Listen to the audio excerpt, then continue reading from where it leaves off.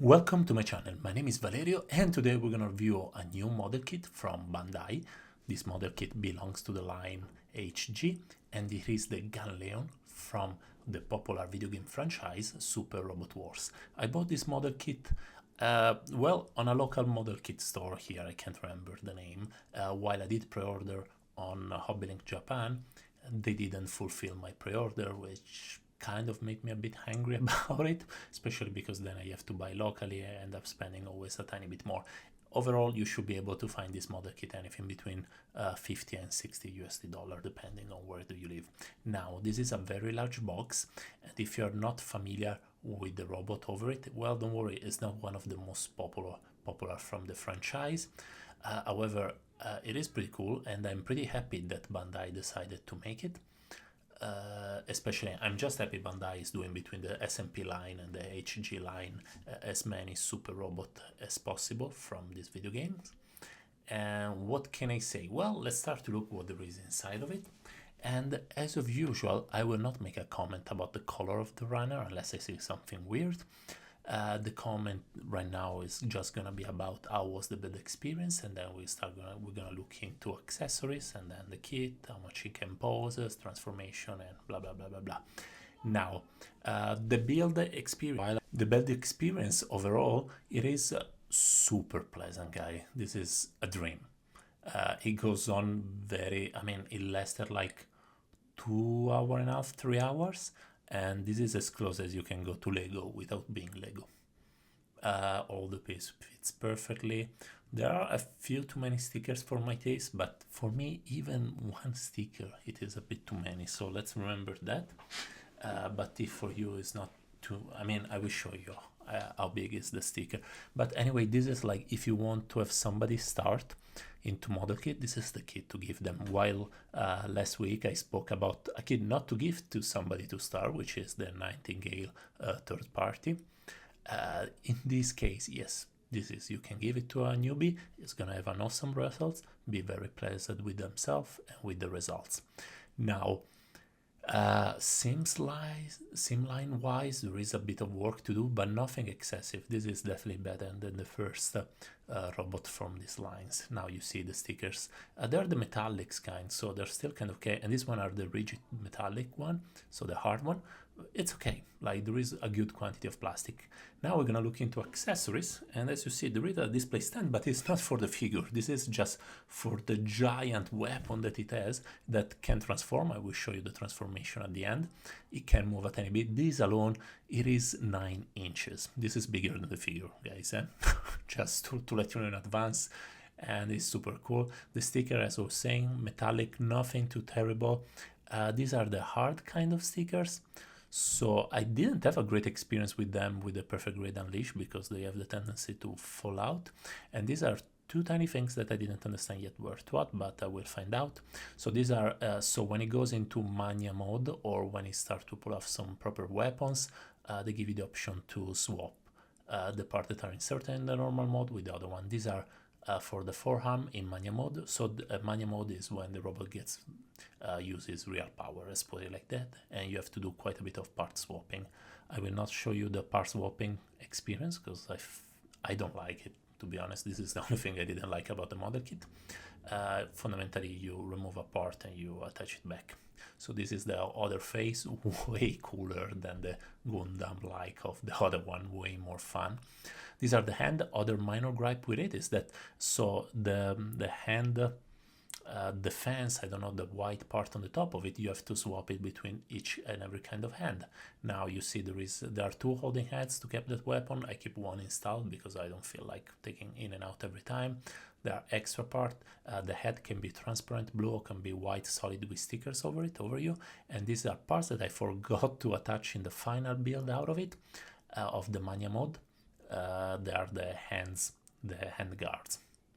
And there are also some poly caps, but they are just two and they're not within anything to do with the robot. They're just for stuff for which poly caps, yes, they do make sense. I wouldn't know, like other than over engineering, I wouldn't know how to put it.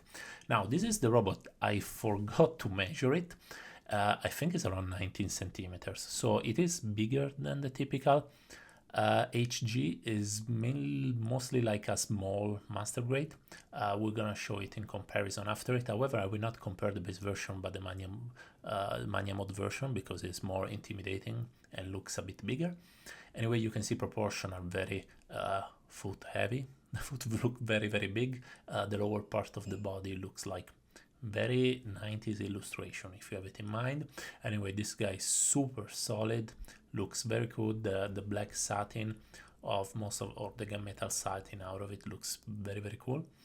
And it's stable, even though it has this giant backpack over it. The giant foot, they completely do their job.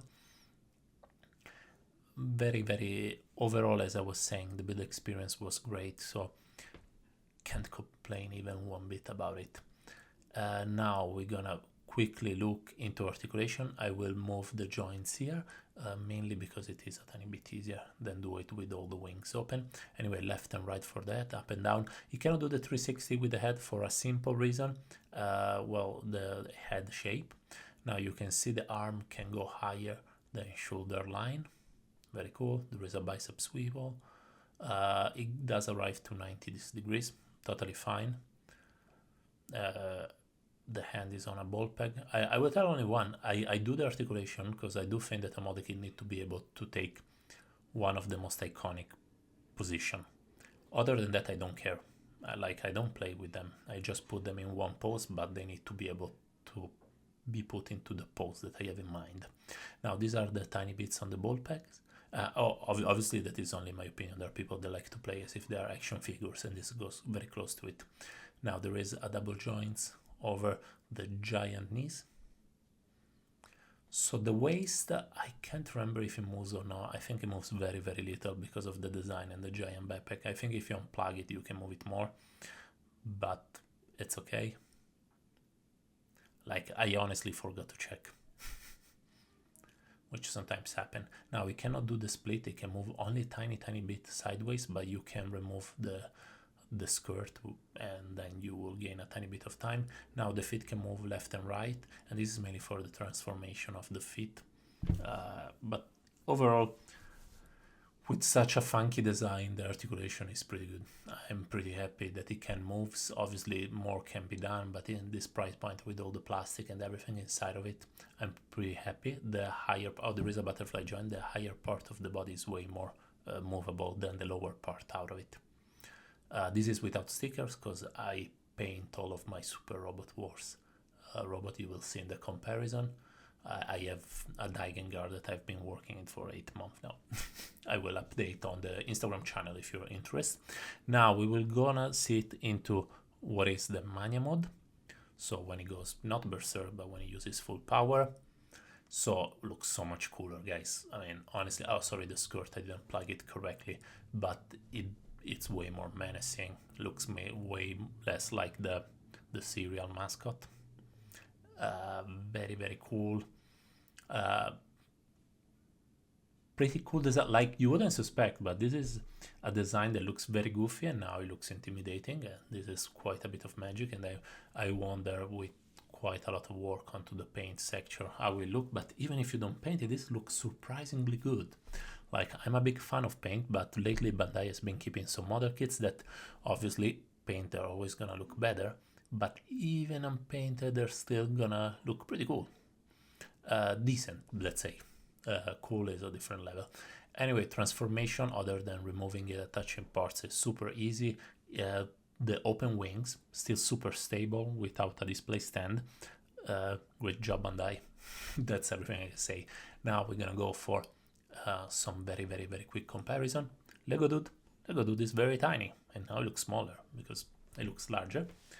Now from my the R1 from the SMP line, this is fully paint and patch.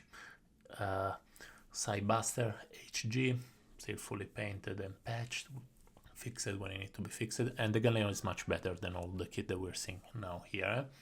The Altizen, still this is even the tail up with photo etched part, painted and whatnot. And now I can't remember what did I put. Oh yeah, the Hackabane Mark III over the boxer unit. I wanted to pull off the Bumpreyot, but it's a bit stuck into weird position. This is with the ship. I cannot find even the Akenben Mark II, somewhere there.